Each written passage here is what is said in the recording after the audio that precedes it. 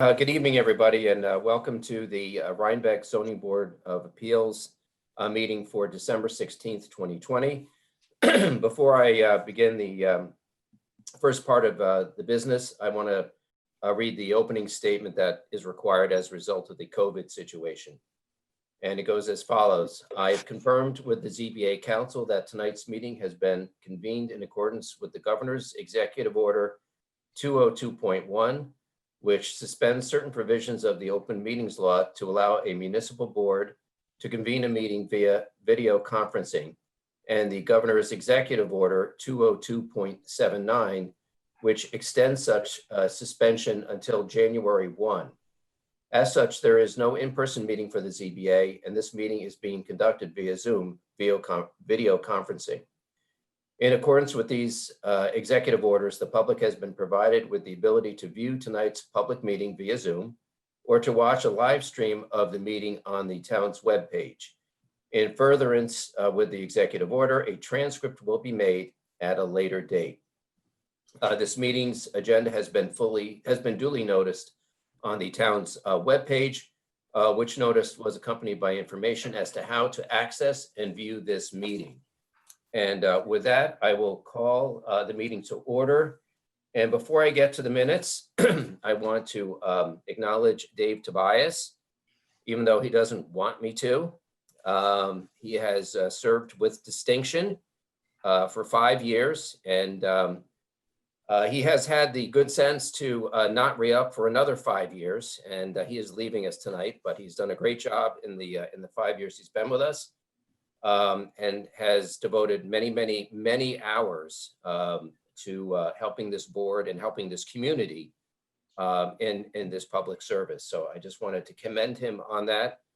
I'm not sure who is going to be able to take over for him, and in particular, his specialty of asking and determining where the septic systems are. But I'm sure one of us will take over that great responsibility. And anyway, I just wanted to seriously just thank Dave for his time and all the work he's done. I roped him into this since he's my neighbor, and he's been gracious and has been to all the meetings. I don't think you've even missed one, maybe one, but vacation here or there. Yeah, here and there. But you've been great attendance and always doing resolutions, always doing site inspections, and just doing a great job. So we'll miss you. If you reconsider, you can always reconsider and come back.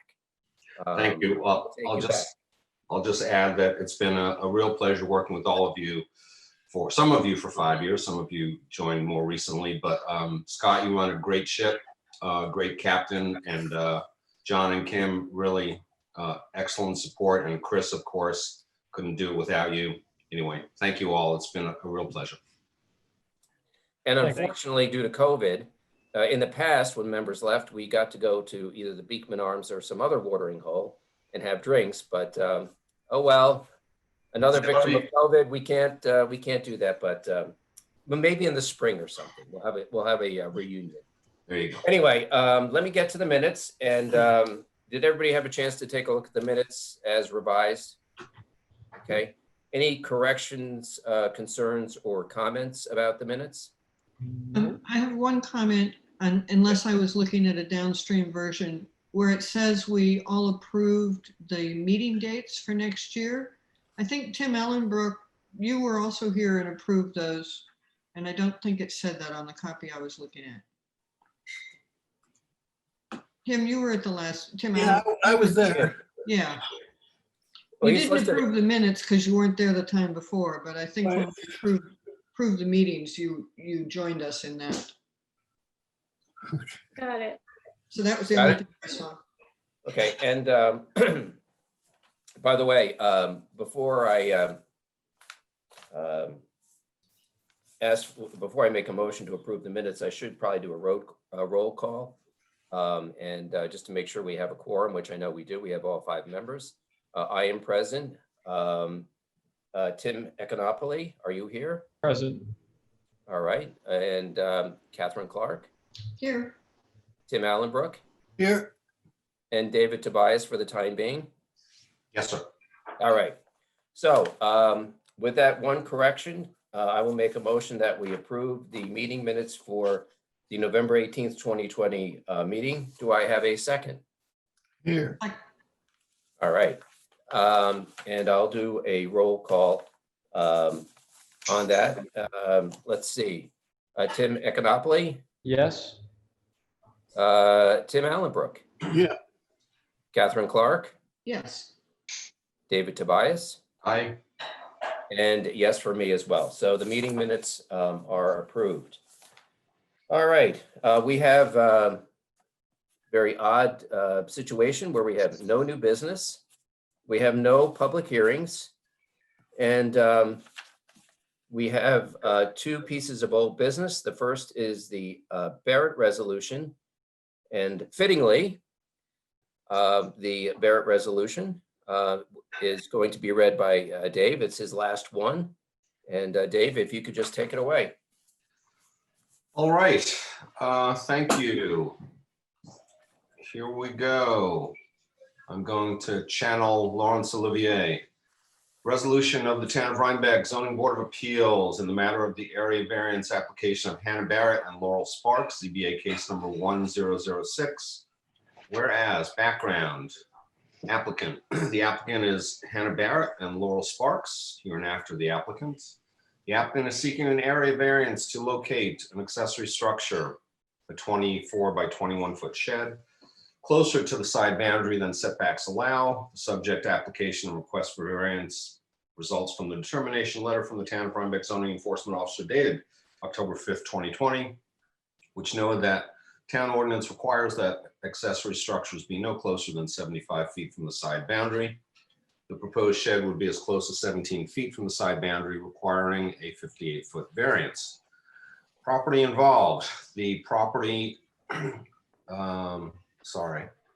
appeal involves property located at 317 Mill Road, Rhinebeck, New York, which bears tax parcel number 1355089606900990400 quadruple 0. The applicant's property is approximately 0.74 acres in size and is located in the RA10 zoning district. The applicant is represented by Ms. Barrett. The applicant seeks to erect a 24-foot by 21-foot shed as close as 17 feet from the property's side boundary. By letter dated October 5th, 2020, the ZEO advised the applicant that the project required one area variance in order to locate the accessory structure 58 feet inside the 75-foot side yard setback, which is required by section 125.27A2 of the Town of Rhinebeck zoning law. Timeliness of appeal. On October 5th, 2020, the ZEO determined that an area variance was required as the accessory structure was close to the side yard as required under zoning law 127.27A2. The applicant filed an appeal with this board on October 5th, 2020, and has paid the requisite fee.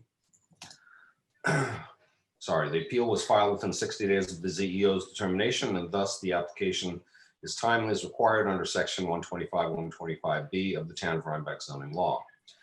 The applicant provided the ZBA with presentation on October 21st, 2020, on which date the ZBA deemed the application complete. Secret and planning board approval. This application was simultaneously before the town planning board for a special use permit and site plan approval, and we have designated the planning board as lead agency under the State Environmental Quality Review Act, or SECRA. On November 16, 2020, the planning board classified this action as a type 2 action.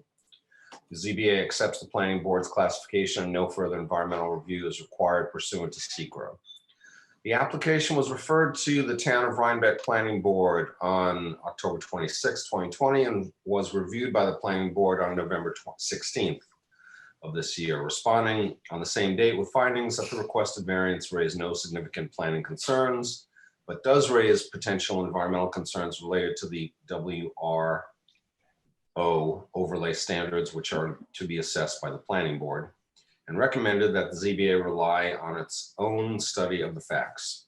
The application was also referred to the Conservation Advisory Board, the CAB, by the Planning Board on November 18th of this year. The CAB subsequently responded via undated memo stating that CAB member Joe Kupiec had visited previously the subject property on November 6th of this year, and that the property is located in the local waterfront revitalization program, or LWRP, but that the project will have no impact on the LWRP area.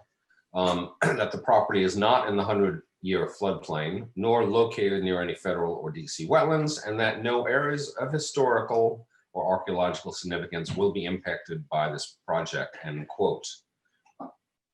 Site visit. ZBA members Catherine Clark and Scott Bergen on November 11th of this year and Dave Tobias on December 5th of this year visited the applicant's property and the surrounding neighborhood to observe firsthand on-site conditions, property characteristics, setting, surrounding environment, and the character of the surrounding neighborhood. Public hearing. A public hearing on this appeal was duly advertised and held on November 18th of this year. Because of the COVID-19 pandemic, the public hearing was held virtually pursuant to New York State Executive Order number 202.1, which suspended certain provisions of the open meetings law to allow a municipal board to convene meetings during the current pandemic via video conferencing and or telephone conferencing. The public was afforded the opportunity to view and participate during this public hearing. No one from the public was present with comments for the application, and the public hearing was closed on November 18th, 2020. Findings of fact and conclusions of law. Balancing test. In our review of the variance sought, we have considered the benefit to the applicant if the area variance was granted, as weighed against detriment to the health, safety, and welfare of the neighborhood or community by such grant. We have determined that the variance requested should be granted because there is no detriment to the health, safety, and welfare of the neighborhood or community by the granting of this variance.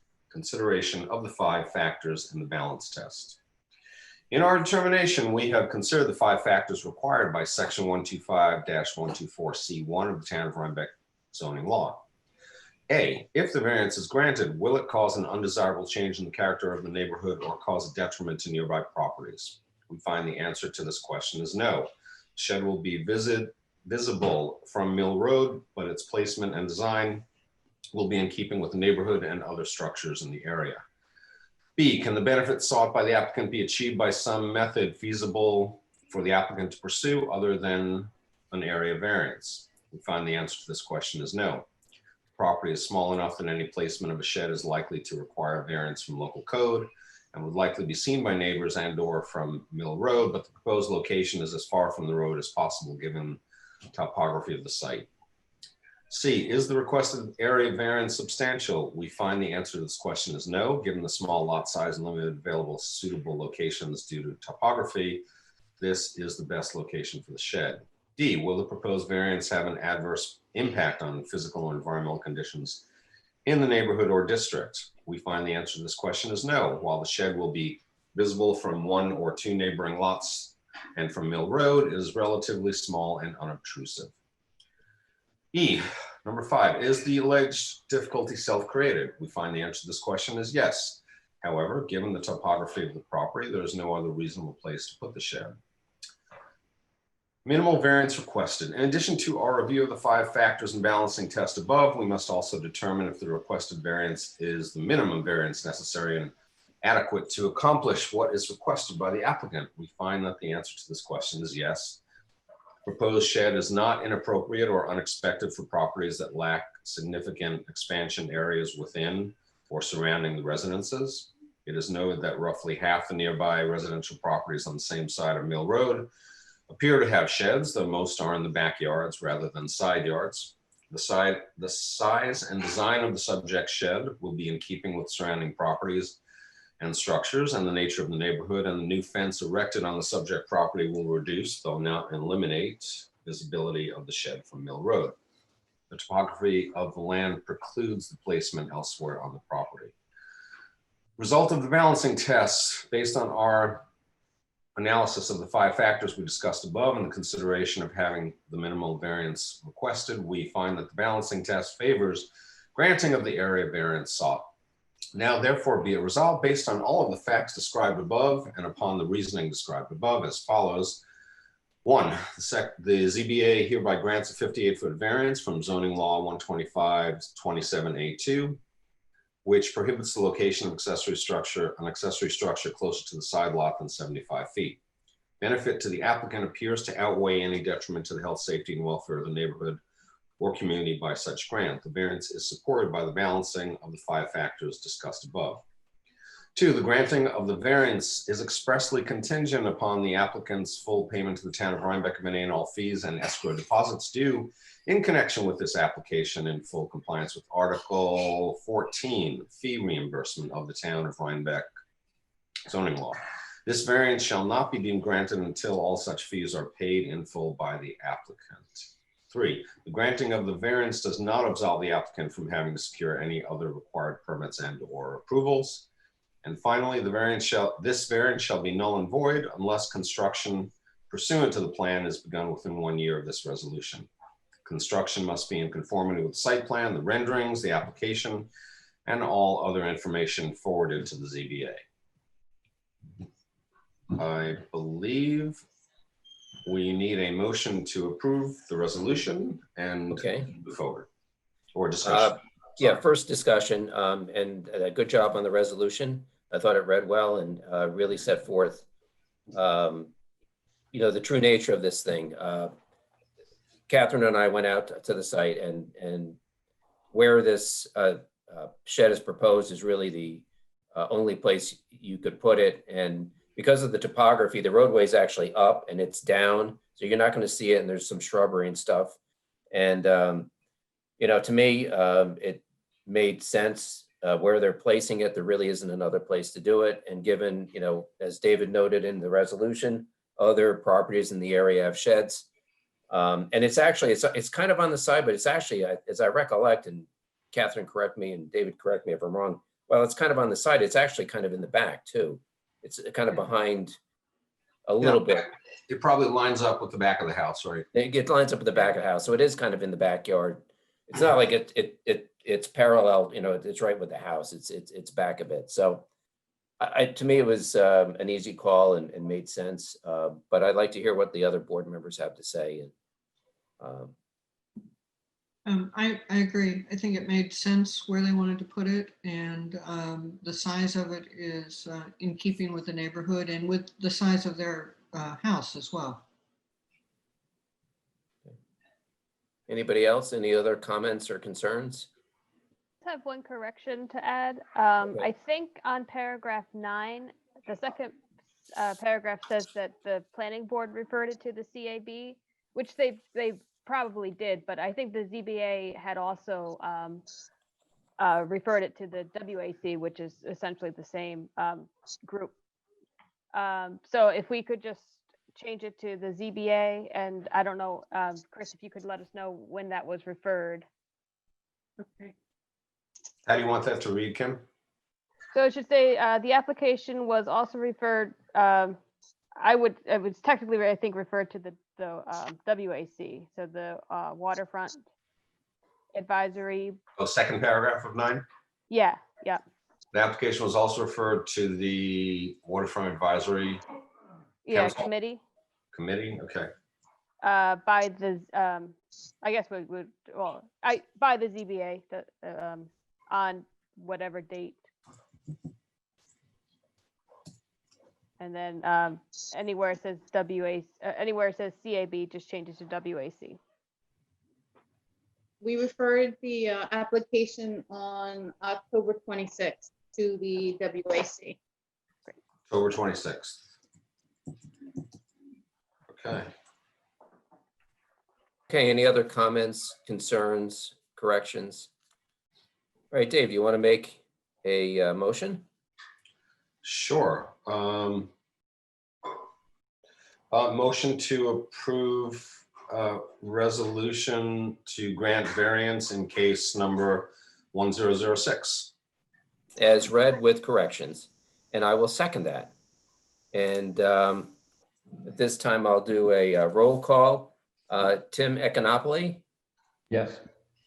Tim Allenbrook, Yes. I say yes. Catherine Clark, please. Yes. And Dave Tobias. Yes, All right, good job. Good job. thank you to everybody. All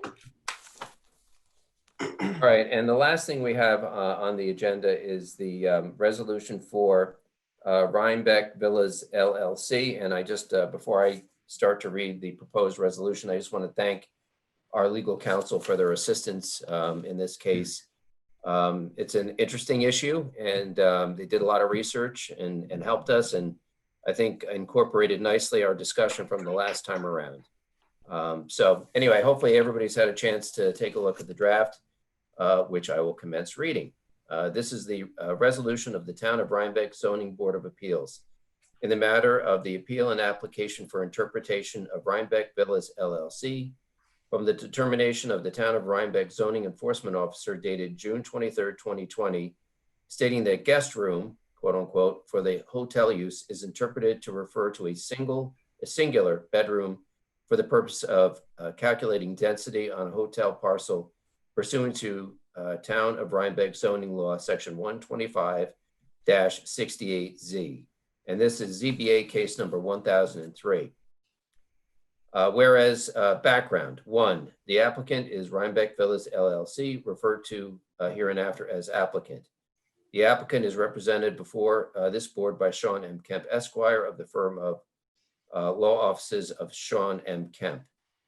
2, the appeal involves property located on the west side of New York State 9G, near the intersection of New York State Route 9G and Middle Road in the town of Rhinebeck, and which bears the tax parcel number 135089-6171-00-670686. The property is approximately 30.6 acres in area and is located in the Gateway North GW-N zoning district.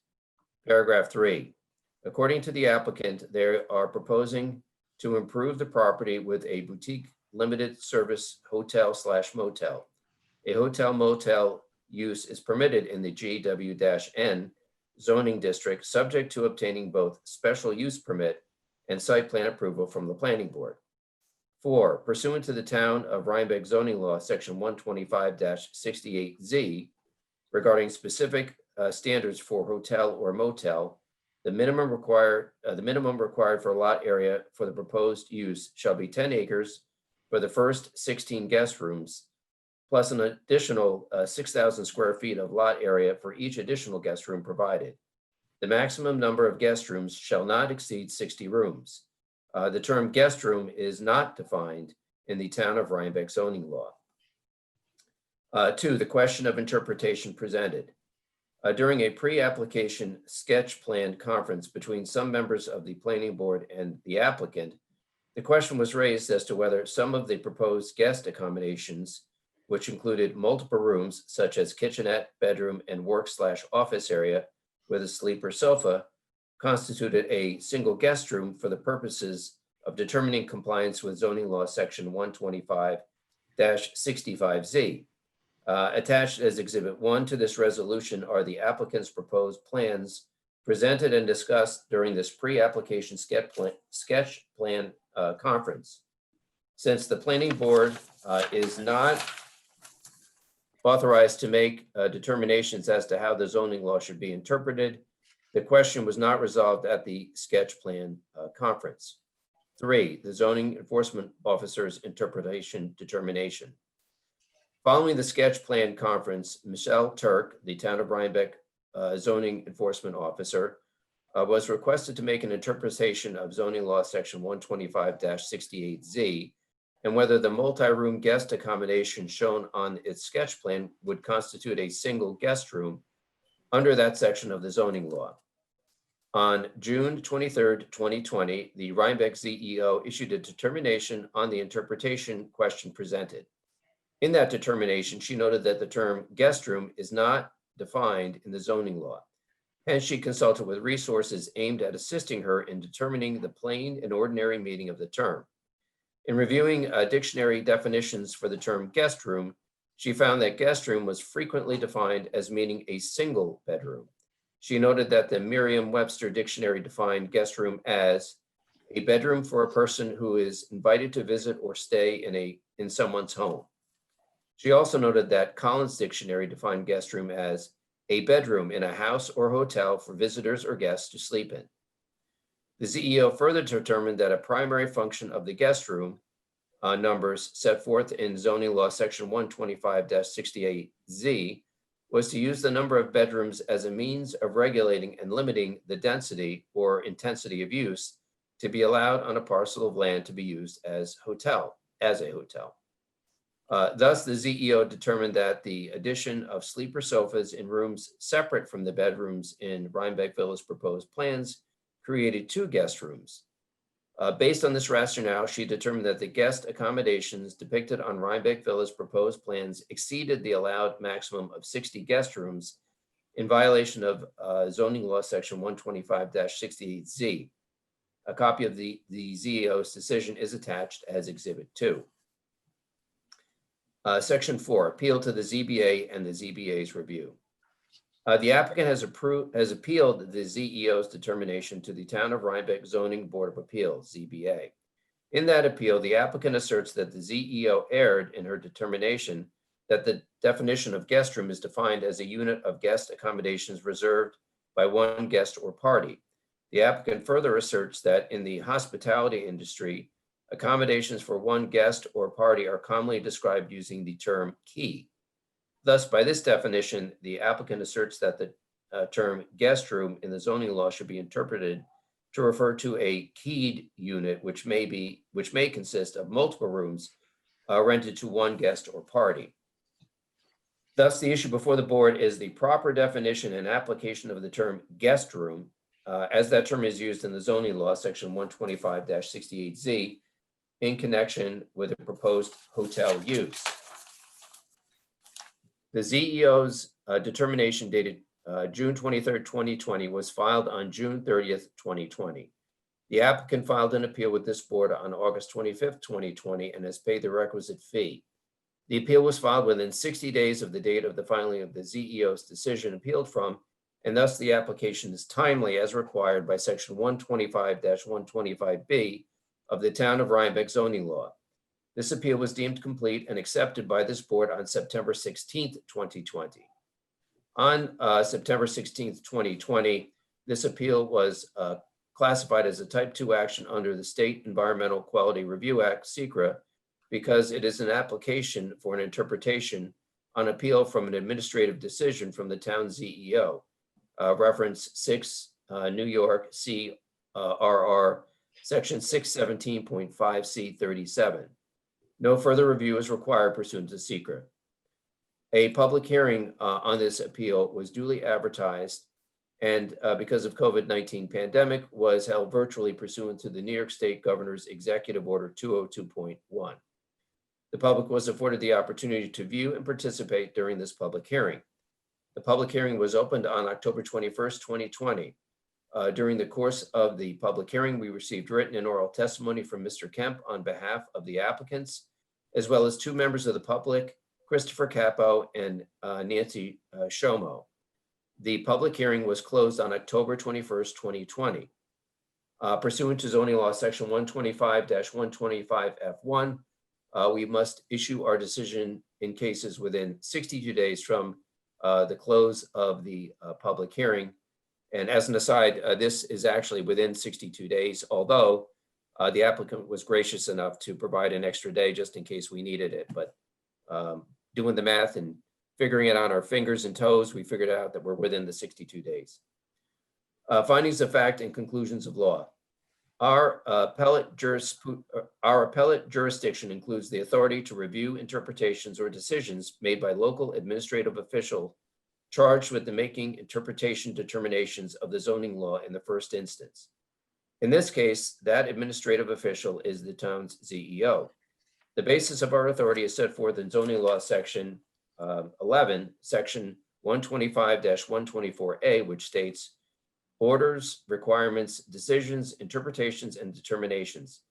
The zoning board of appeals may reverse or affirm wholly or partially, or may modify the order, requirement, decision, interpretation, or decision appealed from and shall make such order, requirement, decision, interpretation, or determination as in its opinion ought to have been made by the administrative official, i.e. the zoning enforcement officer or code enforcement officer charged with the administration and enforcement of this zoning chapter, and to that end shall have all the power of the administrative official from whose order, requirement, or decision the appeal is taken. In this exercise of appellate power, it has been held that it is not the ZBA's function merely to decide whether the enforcement officer's action was arbitrary or capricious. Rather, the board must conduct a de novo review. That is, it must review all the facts which form the basis of the enforcement officer's decision and must decide the case as though it were standing in the shoes of the enforcement officer. In doing so, the ZBA is not bound by the ZEO's determination and does not have to afford any deference to it. In approaching the interpretation question before us, there are court decisions which provide guidance in the process to be followed. The state's highest court has described the process to be followed when interpreting a statute. In the matter of Raritan Development Corp. Versus Gaston Silva, cite on that is 91 AD 2nd 98, 1997. The court said, this court has long applied the well-respected plain meaning doctrine in fulfillment of its judicial role in deciding statutory construction appeals. We agree that it is fundamental that a court, in interpreting a statute, should attempt to effectuate the intent of the legislature, but we have correspondingly and consistently emphasized that where the statutory language is clear and unambiguous, the court should construe it so as to give effect to the plain meaning of the words used.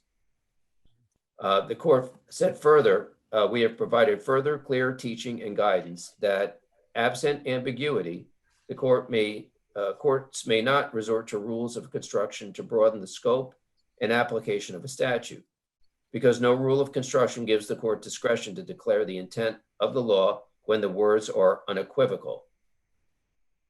Hence, when looking at statutory interpretation and construction, the first and foremost step is to look at the statutory context to see if its meaning is plain. Following this guidance, the simplest and most straightforward means of ascertaining the definition of this term is to fix on the words themselves. Although guest rooms is used in the plural, the 125,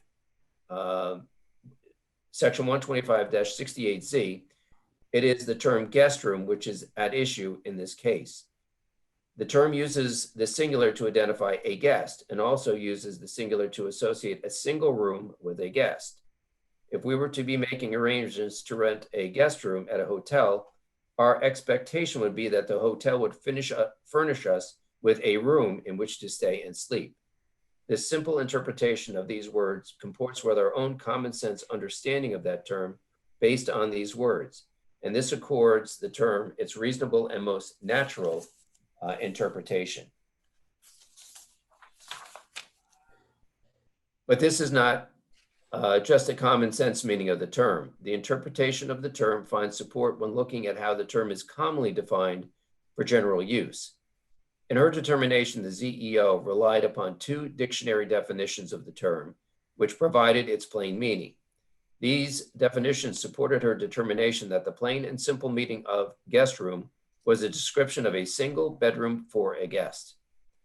Consulting dictionary definitions of a word or term is an objective method of ascertaining the common definition of that word or term, especially where the dictionary definitions show a consistency of meaning. In addition to the two dictionary definitions cited by the ZEO, we found still more dictionary definitions of the term, which support the plain meaning of the term attributed to it by the ZEO in her decision. Together with the definitions cited by the ZEO, these additional definitions establish a consistency of accepted meaning of the term in terms of ordinary use of that language. We found the following dictionary definitions of the term. The online version of the Oxford English Dictionary defines guest room as 1, a spare bedroom in a house, 1.1, a bedroom in a hotel or guest house. The online version of the Cambridge Dictionary defines guest room as a bedroom in a house for visitors to sleep in. The online free dictionary defines guest room as one, guest room, a bedroom that is kept for the use of guests, a bedchamber, bedroom, sleeping accommodation, sleeping room, chamber, a room used primarily for sleeping. The consistency of these dictionary definitions of the term guest room confirm the plain meaning of the words used to comprise the term and confirm the simple definition of the term. Hence, while not defined in the zoning law, we find that the meaning of the term guest room is manifest from the words used and that the proper definition of the term is as a single bedroom for a guest. Thus, our determination agrees with the interpretation provided by the ZEO that guest room is defined as a single bedroom unit. Although the applicant asserts that the hotel industry uses a guest room as keyed units, which may vary in size and number of rooms, we do not find this argument to be persuasive, especially on the record before us. Our task in an interpretation is to determine the meaning of the term in the zoning law. Nowhere in the zoning law is there any mention of the term keys or keyed units or other similar term in connection with hospitality accommodations. Moreover, other than the assertions made by Mr. Kemp, and I think we should take out, there's a little section, and maybe this is a prior draft. It says in his testimony of Mr. Kemp, I don't know if you guys are reading along, that should be taken out. It should read, moreover, other than the assertions made by Mr. Kemp, no evidence was presented to us that would lead us to conclude that the plain meaning of the term guest room, as that term would be understood in ordinary usage by ordinary people, has the key associated meaning that is advocated by the applicant. In addition to the plain meaning, the definition that we have attributed to the term makes sense when viewed in light of another provision of zoning law section 125-68, which also utilizes the term. Zoning law section 125-68Z1 utilizes the term guest room in connection with the quantitative requirements and limits that the zoning law places on hotel uses. That section prescribes the following for hotel uses. The minimum lot area shall be 10 acres for the first 16 guest rooms, plus an additional 6,000 square feet of lot area for each additional guest room provided. The maximum number of guest rooms shall not exceed 60. The quantitative definition of a guest room is essential to the proper functioning of this provision. The number of guest rooms permitted for a hotel use is determinative for the minimum lot area of the property. It is logical that the use of the term guest room was for a single bedroom so as to establish a standard unit of measurement for density purposes. If the term guest room were to be interpreted as fluid and a function of the definition attributed to that term by each particular hotel use applicant, that interpretation would destroy the utility of that term for the purposes of establishing and limiting density of hotel uses. Without incorporating a fixed quantity into the definition, it would be impossible to fairly and reasonably apply the uniform density limits set forth in zoning law section 125-68Z1. The use of the term guest room in section 125-68Z1 provides an insight into how the town board intended the term to be used in the zoning law. While the plain meaning of the term is sufficient to accord its definition, even if for argument's sake the term were to be viewed as having some ambiguity, this use of the term in section 125-68Z1 would establish the town's intent in the use of the term. According to New York State law, the legislative intent is to be ascertained from the words and language used, and the statutory language is generally construed according to its natural and most obvious sense, without resorting to an artificial or forced construction. In the context of the foregoing, the natural and most obvious use of the term in this provision is the quantitative definition of the term as a single bedroom for a guest. And this is entirely consistent with and supportive of the plain meaning we have attached to the term as described above. The proposed layouts from the applicant, as shown as Exhibit 1, depict multiple rooms, more similar to a layout of an apartment than to a guest room meant for sleeping accommodations. For the reasons set forth above, we agree with the ZEO's determination that the accommodation layouts proposed by the applicant would count as multiple guest rooms and therefore exceed the maximum allowed 60 guest rooms. Now therefore be it resolved, based on all of the findings of fact and the conclusions of the law described above, and upon the reasoning described above, as follows. Section 1, for the reasons set forth above, we uphold the ZEO's interpretation that the term guest room as used for hotel use in the town of Rhinebeck zoning law section 125-67Z is defined as a single bedroom for a hotel guest or guests. Section 2, also for the reasons set forth above, we further uphold the ZEO's determination that the guest accommodation layouts proposed by the applicant in attached Exhibit 1 to this resolution creates multiple guest rooms and exceeds the maximum allowed 60 guest rooms. And before we vote on the resolution, discussion. Don't be shy. I have a couple minor typographical issues, which I mean, we can go over now, or we can. We might as well go over them now.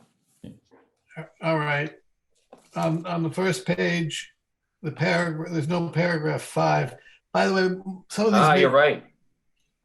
Some of I have the track changes version, so some of these maybe that's the only thing on that page. And then if you skip to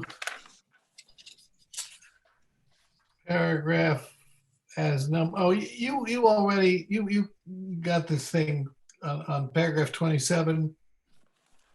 Moreover, other than the assertions made by Mr. Kemp in his testimony of Mr. Kemp. Yeah, I took that out. Okay. And on the next page, paragraph 30, town board intended the term to be used. Yeah. Okay. And on paragraph 32, layouts proposed by the applicant as opposed to of the applicant. You see that? Yes, Okay. correct. Yep. That's it. Okay. Sure there's more, but that's all I found. All Well, right, as for great. substance, I agree with the plain language approach, and using straightforward definitions makes complete sense. And if we didn't, we'd be going against decades of precedent, right? So. I agree with the plain language meaning as well. And the other thing is, you know, if you adopt the other argument, then, you know, if you have a keyed door, you can have as many bedrooms as you want, you know, essentially. So, and it just totally goes against the rationale of the law, which is to, you know, keep density, you know, I don't want to say to a minimum, but, you know, to control density. And if you have, you know, the key argument, you're not controlling density because behind the key door, you could have as many rooms as you want. And that defeats the purpose. So to me, it was I felt very comfortable, and it comports with what we talked about at the last meeting. So I think it reads nicely. I applaud our counsel for assisting us in getting this resolution into very nice shape. Anyway, that's my 2 cents. Anybody else have any questions, concerns, comments before we do a roll call? No, I agree with everything you said there. That just makes sense. I concur with comments, Scott, from both you and Dave, and I think it reflects the conversation that we had at the last meeting. Okay. Oops, sorry. Am I allowed to ask a question? Technically, no. Okay. But you'll get a copy of the resolution. Sure. So, but we're just supposed to read it, talk about No it, problem. and Yep. whatever. But No problem. Okay, Scott, I just have a quick edit in addition to the ones that Tim provided, which I agree with. Under the now therefore be resolved section 1, it should be section 12568Z, not 67Z. okay, Change that Yeah. to reflect it. okay. All right, any other questions, comments, or concerns? I'm total agreement. Okay. All right, so at this time, I would make a motion that we approve the resolution as read with the corrections that have been noted. Do I have a second?